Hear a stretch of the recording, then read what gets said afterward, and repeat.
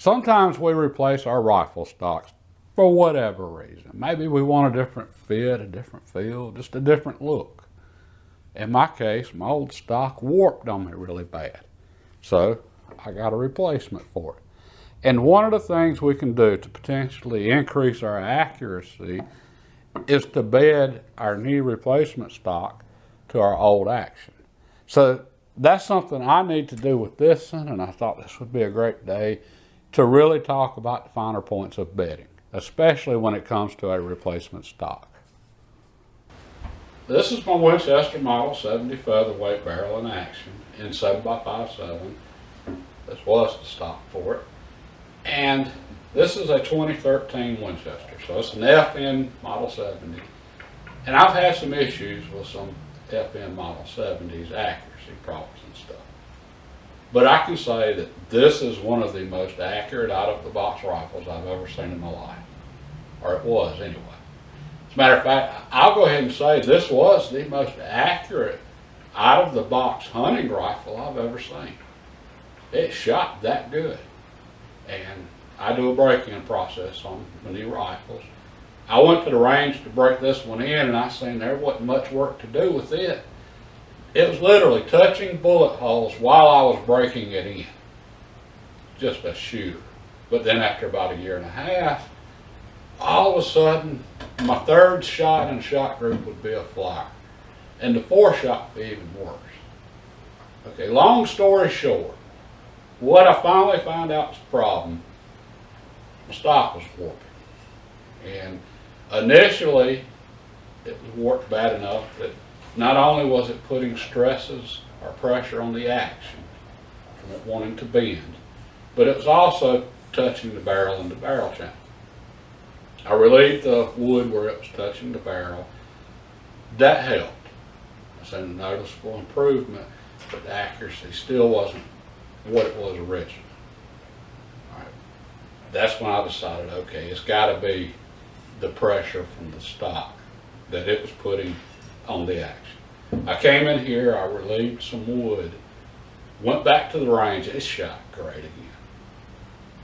So the reason I say all that is that's just a good example of what having uneven pressures on our action can do to our accuracy. Let's say this is our barreled action right here. Okay, so it's not drawn to the scale. You'll have to forgive me. Let's say we got a high spot in the stock between the action screws. Not much of one. We might not even be able to see it. All right. We tighten up our action screws so we've got pressure on each side pulling down. We got a high spot in the middle. Well, that's putting pressure in the middle of the action. And we've got stress right here as a result. Or let's say from a side rear view or front view. Let's say it's only hitting on one corner. Okay, it's not hitting on this one side. It's hitting on this one corner, one high spot in the stock. Or it's hitting on this corner, doesn't matter. Well, that's going to want to cause some torque issues. Okay, so we've got stresses going on here. And I don't think these stresses affect the action so much because the action's steel. It's pretty tough stuff. But I think it is going to affect how it sits in the stock, and then you fire a couple shots, it warms up. You're going to get changes. Changes equate to less accuracy generally. So that's what we're trying to eliminate is those stresses when we bed an action to a stock. We want it just as neutral as this is right here. No pressure anywhere on it. That way we can know it's going to sit consistently. And when I say no pressure anywhere on it, we're going to have pressure from those action screws pulling down, but we want it evenly. And then that's our neutral position that we're shooting for when we bed an action. So we bed the action to the stock just so we get that consistent pressure and consistency. That's what it's all about. And I mentioned unevenness in the stock, hit high spots and low spots and so forth. There's also unevenness in the action. There's high and low spots on it. This is not perfectly flat. Nothing's perfect. And this is a square action Winchester. Round actions are the same way. They're not perfectly round. They're not perfectly straight. The bedding just ensures we have a surface that isn't necessarily flat, but it's just a mirror image of this surface so that we get that consistency. And then that's what it's all about, is the consistency. All right, now keeping that in mind, we're going to talk about the different types of bedding, because near as I can figure, there's 5 different types of bedding. So the 5 types of bedding are the ones I'm aware of anyway. I'm sure there's more. But first, full-length bedding, from the tip to the tank.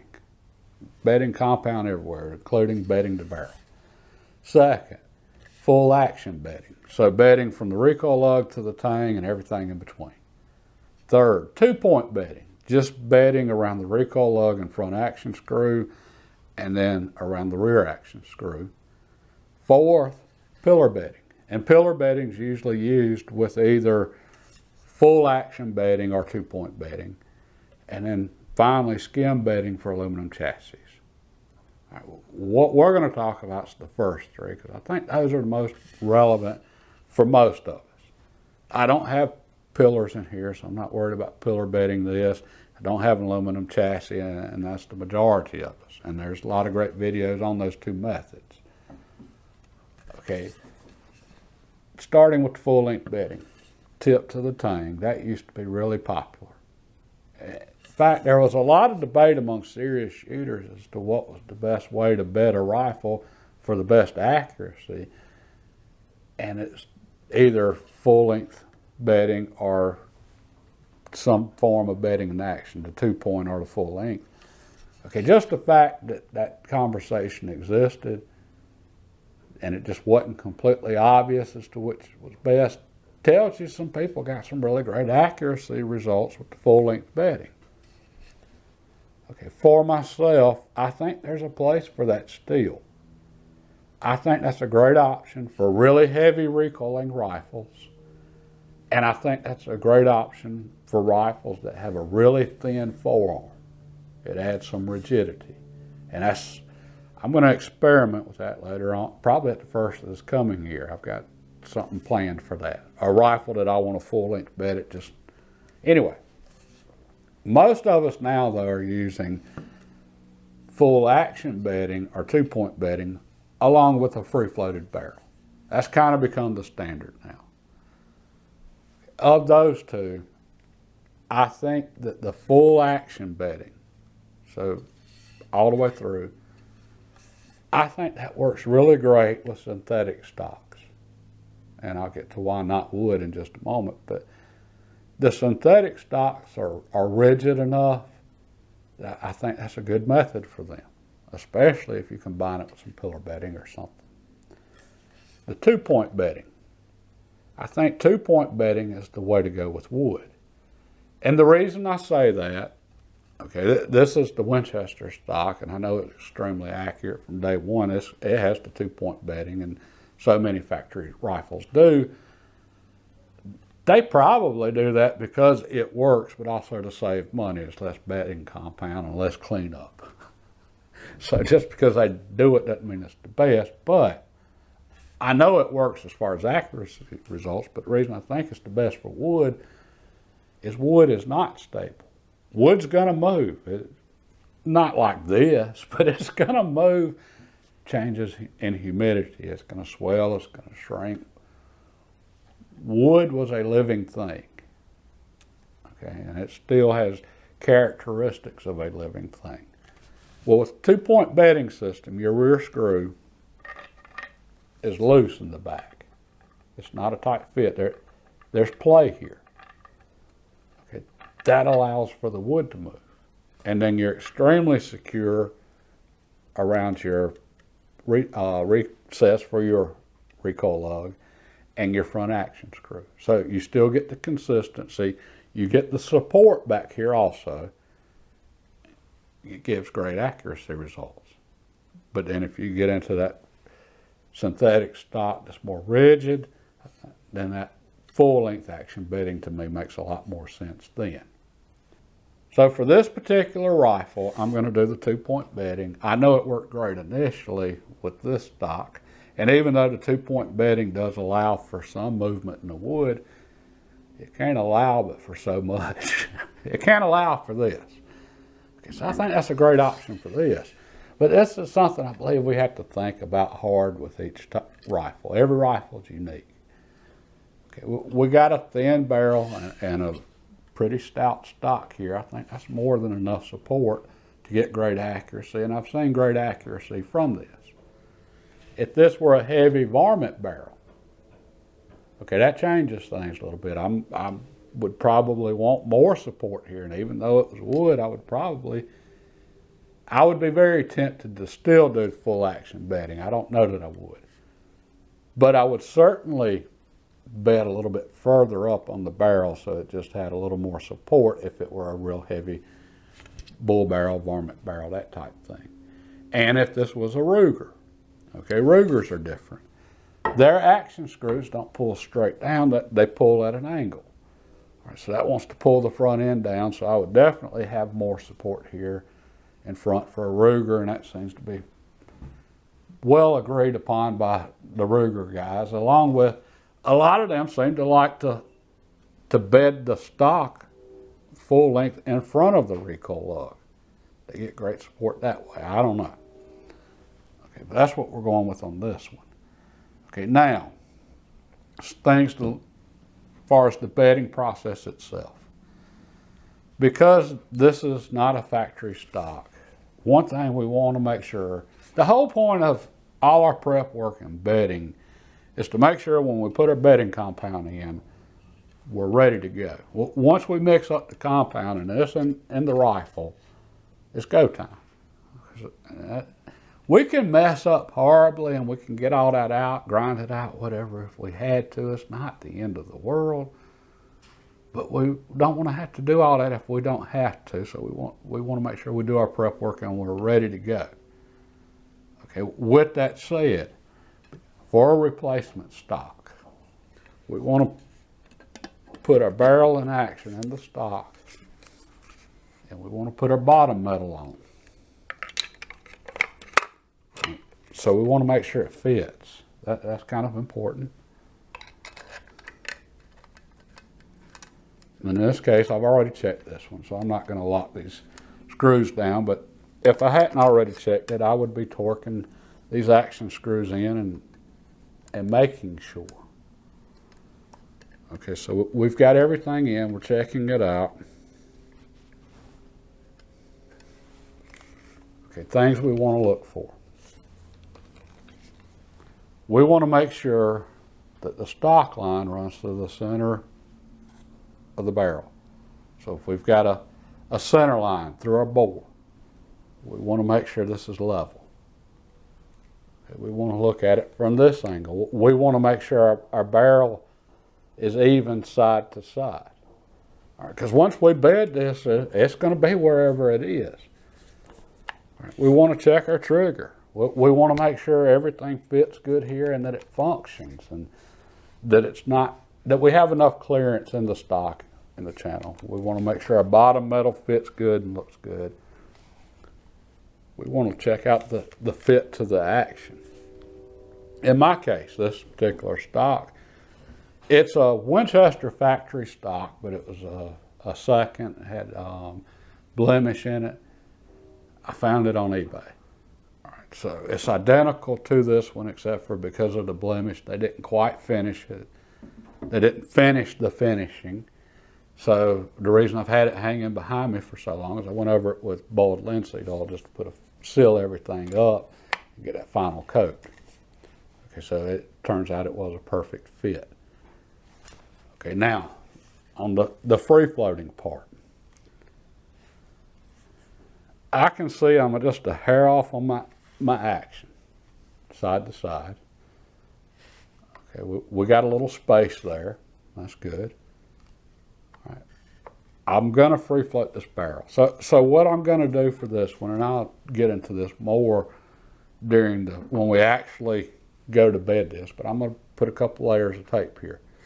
It's going to center it up from side to side, and it's going to raise it up just a hair so that I'm already free floated and I don't have to sand anything. And I do mean a hair. Okay, I don't want to get everything out of kilter or any of that. So yeah, I think that's going to work out really well for this particular stock to this rifle, and that's all I'm going to need to do. If I had trigger issues, I would, have to figure out what was going on and make changes and make sure the fit was right before the bedding. That's the whole point here, I guess, of what we're getting at. And with that said, part of the prep work too is we really want to think about how all of this is going to go together when we put in the bedding. And the reason I'm bringing this up, I had planned on bedding this today.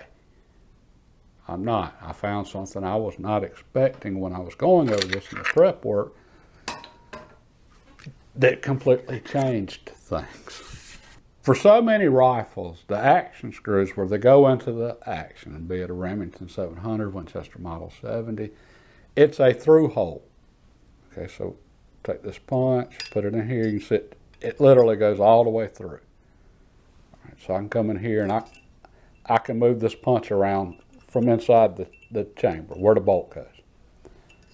Okay, so we put our bedding compound in the action, putty right here, we push our action screw through, we tighten it with all the compound.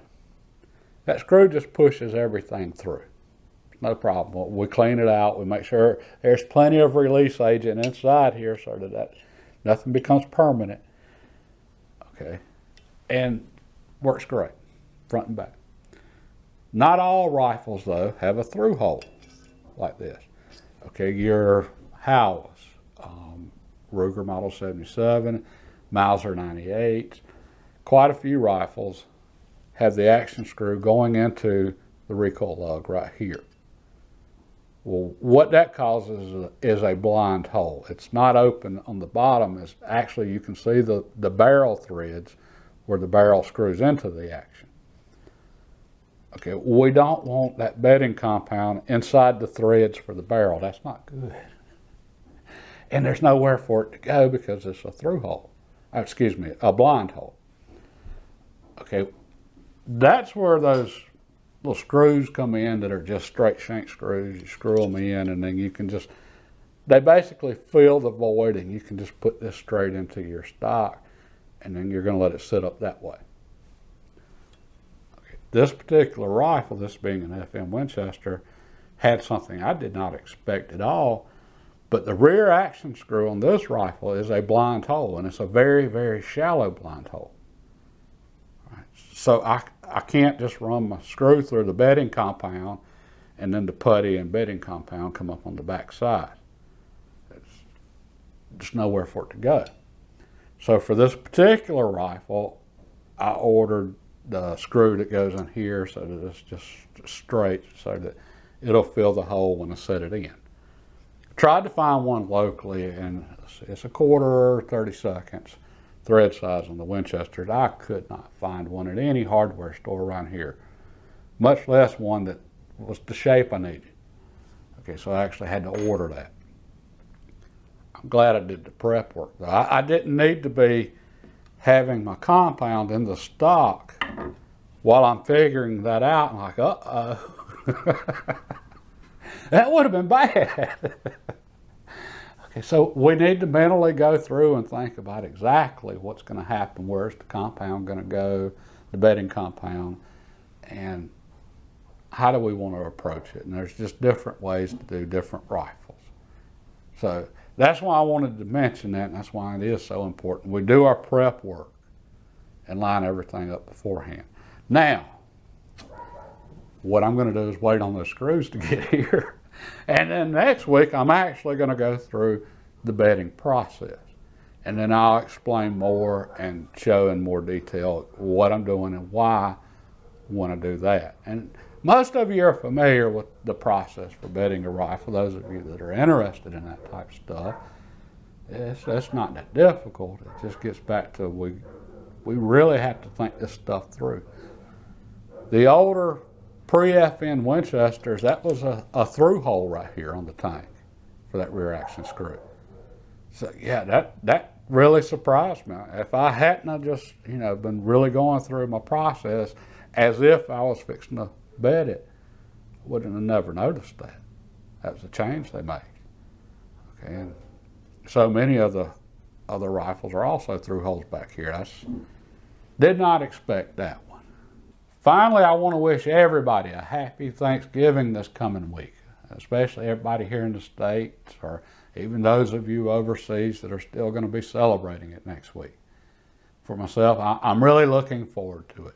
And I've mentioned in the past that I can't eat red meat anymore, food allergy. But turkey's on the menu. And I have grown to really love Thanksgiving more so than in the past. So yeah, I'm excited. Hope all y'all have a great time. God bless, and have a great day and a great week and a great Thanksgiving.